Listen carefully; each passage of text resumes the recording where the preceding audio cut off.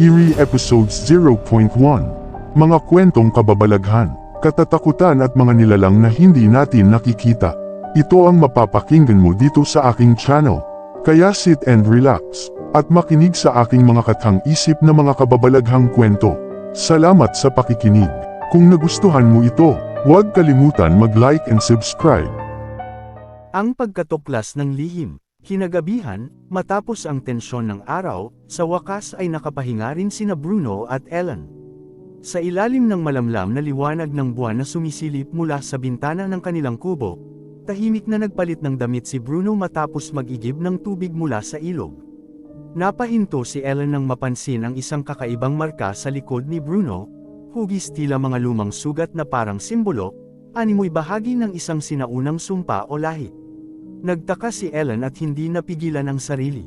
"Bruno," sabi niya nang may halong kaba at pagtataka, "ano yan sa likod mo?" Nagulat si Bruno at mabilis na sinuot ang kanyang damit. Nagbuntong hininga siya bago humarap kay Ellen, tila nag-iisip kung dapat na ba niyang sabihin ang katotohanan. "Ellen," nagsimula siya, "hindi ko alam kung handa ka nang marinig ang totoo." Pero, tumayo si Ellen, inilapit ang kamay sa balikat ni Bruno. "Ano bang tinatago mo? Nagtitiwala ako sa'yo, Bruno. Kahit ano pa yan." Ngunit nagdalawang isip si Bruno. Alam niyang oras na malaman ni Ellen ang tunay niyang pagkatao bilang isang aswang, maaaring magbago ang lahat. "Hindi pa tamang oras," sabi niya sa mababang tinig. "Pero pangako, sasabihin ko rin sa'yo.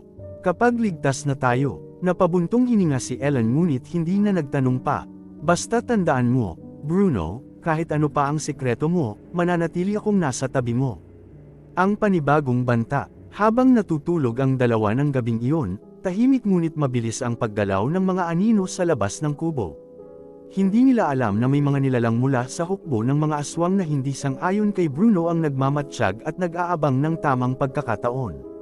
Sa paglipas ng mga araw, mapipilitan si Bruno na harapin hindi lamang ang mga kalaban mula sa sariling lahi kundi pati na rin ang kanyang pangako kay Ellen, ang pagbubunyag ng lihim na maaaring magbago ng kanilang kapalaran magpakailanman.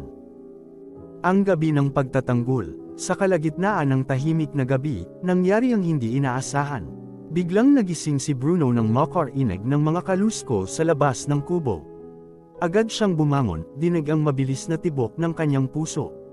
"Ellen, manatili ka dito," utos niya habang nagmamadaling lumabas, dama ang paparating na panganib. Sa ilalim ng malamlam na buwan, bumulaga kay Bruno ang tatlong nilalang mula sa ibang lahi ng aswang. Ang kanilang mga balat ay parang bato, matulis ang mga ngipin, at mapuputi ang mga mata na naglalaman ng puro kasamaan. "Bakit mo iniwan ang iyong lahi, Bruno?" tanong ng isa habang nakangising demonyo. Ang pagsama sa isang tao ay kahinaan. Hindi nagpatumpik-tampak si Bruno. Kahit pa hindi sila nagiging halimaw tulad ng ibang aswang, taglay ng kanilang pamilya ang kakaibang lakas na kanilang kinokontrol upang hindi manakit ng tao. Ang kanilang mga mata ay nagiging pula sa oras ng laban, at humahaba ang kanilang mga kuko at pangil, ngunit nananatili silang anyong tao. "Layuan ninyo kami," madiing sabi ni Bruno. "Hindi ko hahayaang saktan niyo kami." Agad siyang sumugod sa unang nilalang, mabilis na umiwas sa mga mabibilis nitong galaw. Sumiklab ang labanan sa gitna ng kagubatan. Nagningning ang kanyang pulang mga mata habang ang kanyang mga kuko ay humiwas sa balat ng kalaban. Sa kabila ng kanilang pagiging halimaw, hindi naging madali para kay Bruno ang laban. Isa-isang sumugod ang tatlo, ngunit ginamit ni Bruno ang kanyang bilis at talino upang mapanatili ang kanyang depensa. Ang pagmamatsyag ni Ellen. Sa loob ng kubo, hindi mapakali si Ellen. Naririnig niya ang mga kalabog at sigawan mula sa labas. Kahit takot, sinilip niya mula sa bintana ang nangyayari. Nakita niya si Bruno na tila ibang-iba, pulang-pula ang kanyang mga mata, humahaba ang kanyang mga kuko, ngunit nananatiling buo ang kanyang anyo bilang tao. Hindi niya inaasahang makakita ng ganoong tanawin, ngunit imbes na matakot, ang naramdaman niya ay paghanga. Alam niyang ginagawa ito ni Bruno para protektahan siya. Ang pagwawagi ni Bruno. Sa huling pag-atake ng isa pang kalaban, nagawa ni Bruno na ibagsak ito sa lupa. Napatigil ang dalawa pang nilalang at nagdadalawang isip kung ipagpapatuloy pa ang laban. "Huwag na kayong babalik," mariing sabi ni Bruno, puno ng galit at determinasyon. Tila nakaramdam ng takot ang mga kalaban. Isa-isa silang umatras, naglaho sa dilim ng kagubatan. Pagharap sa katotohanan. Pagbalik ni Bruno sa kubo, basang-basa siya ng pawis at bahagyang sugatan. Agad siyang sinalubong ni Ellen. "Bruno," mahinang sabi ni Ellen. "Ano ka ba talaga?" Napatingin si Bruno sa kanya, alam niyang hindi na niya maaaring itago pa ang katotohanan. "Isa akong aswang, Ellen," pag-amin niya sa mababang tinig. "Pero hindi tulad nila, hindi kami nananakit ng tao."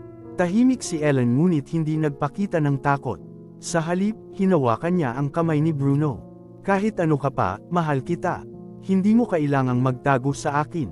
Nang gabing iyon, sa kabila ng panganib, mas tumibay ang pagmamahalan nila, ngunit alam nilang ang laban ay hindi pa tapos. May mas malaking banta pang paparating na maaaring subukan hindi lang ang kanilang pagmamahalan kundi pati na rin ang pagkakaisa ng pamilya ni Bruno. Ang paglipat sa ligtas na lupain. Matapos ang matinding laban at ang pag-amin ni Bruno sa tunay niyang pagkatao, nagpasya silang hindi na manatili sa kubo. Alam nilang hindi naligtas doon matapos ang pag-atake ng mga aswang mula sa ibang lahi. "Bruno," sabi ni Ellen habang nag-iimpake ng kanilang mga gamit, "hindi mo kailangang gawin ito para sa akin. Kaya kung manatili." Ngunit mariin ang sagot ni Bruno. "Hindi lang ikaw ang iniingatan ko, Ellen. Ligtas ka sa akin, pero hindi ko mapapangako na hindi babalik ang mga kalaban." Nang payagan ng mga magulang ni Bruno ang kanilang plano, agad silang nagtungo sa isang malawak na lupain na pag-aari ng pamilya ni Bruno. Ang lupain ng pag-asa. Ang lugar na tinutukoy ni Bruno ay isang malayong lupain na nasa pagitan ng mga burol at kagubatan. Dito matatagpuan ang isa pang bahay ng kanilang pamilya, mas malaki, matibay, at malayo sa mga mapanganib na mata ng ibang lahi ng mga aswang. Sa kanilang pagdating, sinalubong sila ng sariwang hangin at tahimik na paligid. Ang mga puno ay matotiyog, at ang mga halaman ay malago. Dito naninirahan ang ilang malalapit na kamag-anak ni Bruno, na tahimik at maingat sa kanilang pamumuhay bilang mga aswang na hindi nananakit ng tao. "Tiwala kami sa iyo, Ellen," sabi ng ama ni Bruno. "Sa kabila ng aming lihim, nanatili kang tapat sa anak ko. Malugod kang tinatanggap dito." Nagpasalamat si Ellen sa mainit na pagtanggap. "Hindi ko kailanman tatalikuran si Bruno, kahit ano pa siya," tugon niya. Bagong simula. Habang lumilipas ang mga araw, unti-unti nilang binuo ang bagong buhay sa lugar na iyon. Naging masaya at payapa ang kanilang pamumuhay. Si Ellen ay natutong mag-alaga ng mga hayop, habang si Bruno ay patuloy na tumutulong sa pagpapanatili ng kapayapaan sa kanilang bagong komunidad. Ngunit sa kabila ng kanilang pagsisikap na manatiling tahimik, alam nilang hindi magtatagal ang ganitong katahimikan. Ang mga aswang mula sa ibang lahi ay patuloy na naghahanap ng pagkakataon upang guluhin ang kanilang buhay. Sa ilalim ng payapang tanawin, nagtatago ang isang banta na darating muli sa kanilang buhay, isang pagsubok na susukat sa kanilang lakas, katapangan, at pagmamahalan. Ang pagsubok ng pagmamahalan. Isang maaliwalas na umaga sa kanilang bagong tirahan, lumapit si Ellen kay Bruno habang inaayos nito ang bubong ng bahay. "Bruno," mahinang sabi ni Ellen, "kailangan kong umuwi. Kailangan kong makita ang mga magulang ko at magpaalam ng maayos." Napatingin si Bruno, halatang nag-aalala. "Ellen, alam mo kung gaano kadelikado yon. Hindi tayo ligtas mula sa mga mata ng ibang lahi." Ngunit mariin si Ellen, "Hindi ko sila maaaring iwan ng walang palem. Hayaan mo na ako, babalik din ako." Sa kabila ng kanyang pag-aalala, hindi kayang tanggihan ni Bruno ang kahilingan ni Ellen. "Sige," buntong hininga niya, "ihahatid kita. Pero magpapaliwanag tayo agad sa kanila. Dapat alam nilang ligtas ka." Ang pagbantay ng pinuno. Habang binabagtas nila ang daan pabalik sa bahay ng mga magulang ni Ellen, hindi nila alam na may nagmamatsyag mula sa dilim. Ang pinuno ng ibang lahi ng mga aswang, si Lakan, ay tahimik na nakasunod sa kanila. Ang kanyang maputing mga mata ay nagliliyab sa galit. Ang isang aswang na nakikipag-ugnayan sa tao. Bulong ni Lakan sa sarili. Isang malaking kahihiyan sa ating lahi. Pagbalik ni na Ellen at Bruno sa bahay, maingat na hinarap ng pamilya ni Ellen ang kanilang sitwasyon. Hindi man tanggap ng mundo ang relasyon nila, ang mga magulang ni Ellen ay nanatiling bukas at mapagparaya. "Hindi namin pipigilan ang anak namin," sabi ng ama ni Ellen. Pero Bruno, bantayan mo siya. Napakalaking sakripisyo ang ginagawa nyo. Ang babala ni Lacan. Pagbalik ni na Bruno at Ellen sa bagong tirahan, nagulat sila nang madatnan si Lacan na nakatayo sa gitna ng kanilang bakuran. Kasama nito ang tatlong mababangas na tagasunod na nakangisi habang hawak ang kanilang mga matatalim na pangil. Bakit ka nandito, Lacan? Matapang na tanong ni Bruno. Ngumisi si Lacan. Isang babala, Bruno. Kung hindi mo ititigil ang kahibangang ito, kayo mismo ang magiging kaaway ng sarili ninyong lahi. Hindi dapat nagmamahal ang aswang sa tao. Isa itong paglabag sa ating sinaunang batas. Hindi nagpasindek si Bruno. Hindi ako sumusunod sa batas na nagtataguyod ng kasamaan. Nais mong maging makatao. Sige, banta ni Lacan, pero tandaan mo ito, kapag ipinagpatuloy mo ang landas na ito, sisiklab ang digmaan. At huwag mong asahan na ako ang matatalo. Sa pag-alis ni Lacan at ng kanyang mga tagasunod, alam ni na Bruno at Ellen na hindi na magiging payapa ang kanilang buhay. Ang pangako ni Bruno. Hinarap ni Bruno si Ellen, puno ng determinasyon sa kanyang mga mata. Hindi ko hahayaang saktan kanila, Ellen. Kahit sino pa ang kalabanin ko, ipaglalaban kita. Mahigpit na hinawakan ni Ellen ang kanyang kamay. Hindi kita iiwan, Bruno. Kakayanin natin ito. Ngunit sa kabila ng kanilang pagmamahalan, nagbabadyang bumalik ang kadiliman, at ang digmaan sa pagitan ng mga aswang ay nagiging mas hindi maiiwasan. Ang paghahanda ng pamilya ni Bruno. Kinagabihan, matapos ang babala ni Lacan, humarap si Bruno sa kanyang ama, si Salva. Kita sa mukha ni Bruno ang seryosong pag-aalala habang inilahad niya ang naganap. Ama, simula ni Bruno, nagpakita si Lacan. Nagbanta siya na sisiklab ang digmaan kung ipagpapatuloy ko ang pagmamahalan namin ni Ellen. Nag-init ang mukha ni Salva. Lacan, bulong nito sa mabigat na tinig, matagal na siyang hinahanap ng ating lahi. Ang angka nila ay mga halimaw, hindi lamang sa anyo kundi pati sa puso. Ang lahi ni Lacan ay mga aswang na nagiging ganap na halimaw kapag galit o uhaw sa dugo. Ang kanilang balat ay nagiging kulay abo, at nagiging katulad ng mabangis na nilalang ang kanilang anyo. Sa kabilang banda, ang pamilya ni Bruno ay aswang din, ngunit pinanatili nila ang kanilang makataong anyo. Ang nagbabago lamang sa kanila ay ang pagkakaroon ng pulang mata, matutulis na kuko, at matatalas na pangil kapag nagigipit o kinakailangan. Kung ganito ang sitwasyon, wika ni Salva, kailangan nating kumilos bago pa tayo salakayin ng mga halimaw ni Lacan. Hindi ko hahayaang mapahamak ang pamilya natin.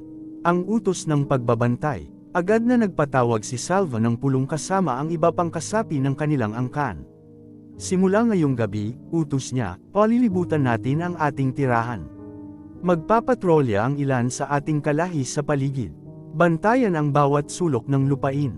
Hindi dapat makapasok ang mga kalaban. Tumayo ang isa sa mga kamag-anak ni Bruno na si Tio Rafael, isang veterano sa pakikipaglaban sa mga halimaw. Handa akong manguna sa pagbabantay, Salva. Alam ko ang estilo ng pag-atake ng mga kagaya ni Lacan. Salamat, Rafael, tugon ni Salva. Hindi natin sila papayagang manakit ng kahit sino. Ang pagtatag ng depensa, kinagabihan, habang tahimik ang paligid, nagsimula ng magpatrolya ang mga tauhan ni Salva. Ang iba ay nag-abang sa mga matataas na puno, samantalang ang ilan ay nagtatago sa anino ng mga damo. Si Bruno naman ay hindi mapakali habang pinagmamasdan si Ellen mula sa kanilang bintana. Hindi ko hahayaan na may mangyari sa atin, pangako ni Bruno sa sarili. Nagpatuloy ang pagbabantay ng kanilang angkan. Ngunit sa dilim ng gabi, isang aninong nagtatago sa malayong kakahuyan ang lihim na nagmamasid, si Lacan, kasama ang kanyang mga halimaw na tauhan. Pagsisisihan nila ang paghadlang sa akin, bulong ni Lacan habang nagngangalit ang kanyang pangil. Hindi pa tapos ang laban.